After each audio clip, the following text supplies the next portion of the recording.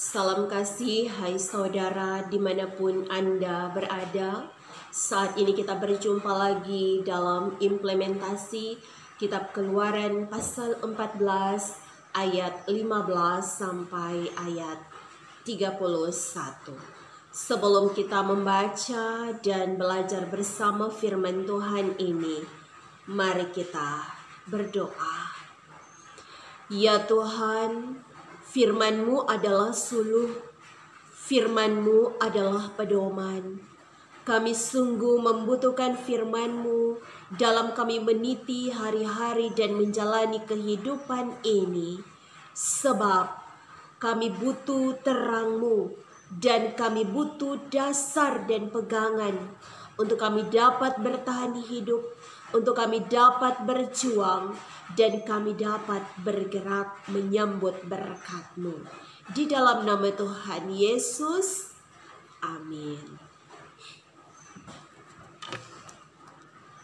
Saudara-saudara, Kitab Keluaran pasal 14 ayat 15 sampai ayat 31 diberi judul menyeberangi Laut Teberau. Demikian firman Tuhan.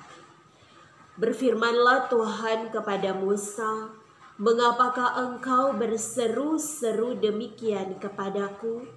Katakanlah kepada orang Israel supaya mereka berangkat. Dan engkau angkatlah tongkatmu dan ulurkanlah tanganmu ke atas laut, dan belalah airnya, sehingga orang Israel akan berjalan dari tengah-tengah laut di tempat kering. Tetapi sungguh aku akan mengeraskan hati orang Mesir sehingga mereka menyusul orang Israel. Dan terhadap Firaun dan seluruh pasukannya, keretanya dan orangnya yang berkuda, aku akan menyatakan kemuliaanku. Maka orang Mesir akan mengetahui bahwa akulah Tuhan apabila aku memperlihatkan kemuliaanku terhadap Firaun, keretanya dan orangnya yang berkuda." Kemudian bergeraklah malaikat Allah yang tadinya berjalan di depan tentara Israel, lalu berjalan di belakang mereka, dan tiang awan itu bergerak dari depan mereka, lalu berdiri di belakang mereka. Demikianlah tiang itu berdiri di antara tentara orang Mesir dan tentara orang Israel. Dan oleh karena awan itu menimbulkan kegelapan, maka malam itu lewat, sehingga yang satu tidak dapat mendekati yang lain semalam-malaman itu.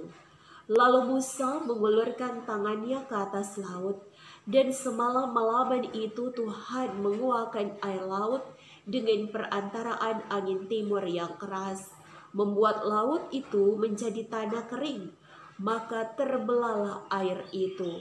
Demikianlah orang Israel berjalan dari tengah-tengah laut di tempat kering, sedang di kiri dan di kanan mereka air itu menjadi tembok bagi mereka. Orang Mesir mengejar dan menyusul mereka, sebab segala kuda Firaun, keretanya dan orangnya yang berkuda sampai ke tengah-tengah laut. Dan pada waktu jaga pagi, Tuhan yang di dalam tiang api dan awan itu memandang kepada tentara orang Mesir, lalu dikacaukannya tentara orang Mesir itu. Ia membuat roda keretanya berjalan miring dan maju dengan berat, sehingga orang Mesir berkata, "Marilah kita lari meninggalkan orang Israel, sebab Tuhanlah yang berperang untuk mereka melawan Mesir."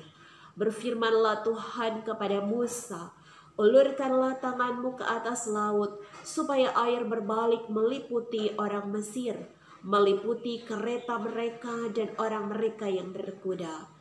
Musa mengulurkan tangannya ke atas laut, maka menjelang pagi berbaliklah air laut ke tempatnya, sedang orang Mesir lari menuju air itu.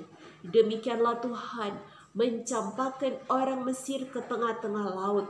Berbaliklah segala air itu, lalu menutupi kereta dan orang berkuda dari seluruh pasukan Firaun yang telah menyusul orang Israel itu ke laut. seorang pun tidak ada yang tinggal dari mereka. Tetapi orang Israel berjalan di tempat kering dari tengah-tengah laut, sedang di kiri dan di kanan mereka air itu sebagai tembok bagi mereka. Demikianlah pada hari itu Tuhan menyelamatkan orang Israel dari tangan orang Mesir. Dan orang Israel melihat orang Mesir mati terhantar di pantai laut. Ketika dilihat oleh orang Israel betapa besarnya perbuatan yang dilakukan Tuhan terhadap orang Mesir, maka takutlah bangsa itu kepada Tuhan, dan mereka percaya kepada Tuhan dan kepada Musa hambanya itu. Demikian pembacaan firman Tuhan yang kudus.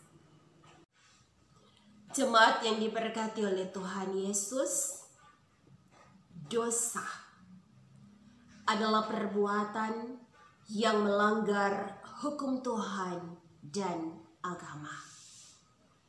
Dan setiap orang yang hidup dalam dosa, mencintai dosa, senang berbuat dosa. Alkitab katakan, mereka adalah budak atau antek atau hamba atau jongos dari kuasa jahat atau si iblis. Yang dalam kitab Keluaran pasal 14 ayat 15 sampai ayat 31 disimbolkan sebagai Firaun dan pasukannya yang berusaha mengejar untuk membawa kembali orang-orang Israel ke Mesir atau tanah perbudakan. Namun Tuhan Allah Israel mengasihi umatnya, dan karena itu membawa mereka keluar dari Mesir, membebaskan bangsa Israel dari tanah perbudakan. Seperti itu juga dengan kita. Tuhan Allah di dalam Yesus Kristus mengasihi kita, dan karena itu membawa kita keluar dari perbudakan dosa, membebaskan kita melalui pengorbanan Yesus dengan menganugerahkan keselamatan di kayu salib. Saudara, kitab Keluaran mencatat bahwa perjalanan bangsa Israel adalah perjalanan yang penuh dengan tantangan dan ancaman. Seperti itu juga kita, saudara. Ketika kita dibawa keluar, dibebaskan oleh Tuhan lewat pengorbanannya, perjalanan kehidupan kita juga adalah perjalanan yang penuh dengan tantangan tetapi juga ancaman. Suatu ketika orang-orang Israel seakan terkepung dengan berbagai situasi yang menakutkan. Karena di depan mereka laut yang tidak mungkin terseberangi. Kiri dan kanan padang gurun yang luas. Sementara di belakang musuh mengejar untuk membinasakan. Seakan mereka telah terperangkap. Disinilah Tuhan Allah memperlihatkan bahwa Ia dengan tangannya yang kuat melepaskan umatnya dari kekuasaan Firaun. Hal ini membuktikan jika Tuhan Allah yang memimpin, Dia setia dan bertanggung jawab dalam segala aspek terhadap mereka yang dipimpin, termasuk kita, jemaat Tuhan. Saudara-saudara, Tuhan Allah di dalam Yesus Kristus selalu punya cara untuk menolong. Saudaraku, ada dua hal yang akan menjadi pegangan dalam implementasi kita di saat ini. Yang pertama, bahwa perjalanan bangsa Israel menyeberangi laut Teberau dengan jelas menyatakan bahwa Tuhan Allah sendirilah yang berinisiatif dan merencanakan sekaligus menjadi pengendali utama memimpin bangsa Israel. Melalui tiang awan dan tiang api, Tuhan Allah menyatakan bahwa Dia berjalan bersama umatnya, baik ketika malam hari saat berjalan di padang gurun yang gelap, agar umat tidak takut, tetapi juga ketika di siang hari. Bagi kita di saat ini, kita harus melihat bahwa perjalanan kehidupan kita ada dalam kendali Tuhan. Dan Tuhan hadir melalui tiang awan dan tiang api dalam segala musim kehidupan kita. Yang kedua, saudara, bahwa peristiwa Laut Teberau menjadi titik balik dalam sejarah bangsa Israel. Bila sebelumnya mereka berada di bawah tekanan dan penganiayaan kekuasaan Mesir, maka mereka menyaksikan sendiri bagaimana Tuhan Allah melepaskan dan membinasakan penguasa Mesir, Firaun, dan tentara berkudanya. Dengan demikian, identitas mereka sebagai bangsa pilihan Allah telah dipulihkan. Tuhan Allah tidak tinggal diam ketika umatnya bergumul dengan berbagai masalah dan tekanan hidup. Dia sanggup melepaskan umatnya dari setiap krisis kehidupan dan pencobaan. Karena itu jemaat yang dikasihi Tuhan, percayalah kepada Tuhan dengan sepenuh hati. Maka Dia, yaitu Allah di dalam Yesus, akan menjadi pemimpin paripurna dalam seluruh aspek kehidupan kita. Marilah kita menjadi saksi baginya dengan tidak hidup di dalam dosa, tidak mencintai dosa, dan tidak senang berbuat dosa. Mari kita melayani Dia sambil terus menceritakan perbuatannya yang ajaib, dahsyat, dan perkasa. Amin.